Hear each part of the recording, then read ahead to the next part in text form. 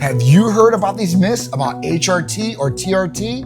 Well, let's go through them and see what's factual and what's not. The first one, you have to be old to be on HRT or TRT. This is so far from the truth.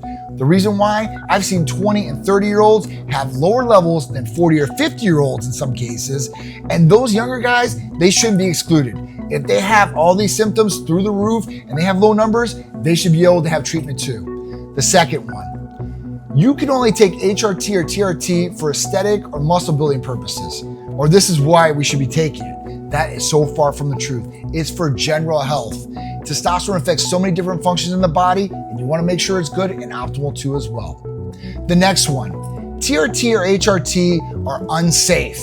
This is not true. As long as you're getting monitored correctly, you're getting your testosterone from a real pharmacy, you're doing blood work and getting monitored properly on that every 3 to 6 months. And last but not least, you have to stay on HRT and TRT forever.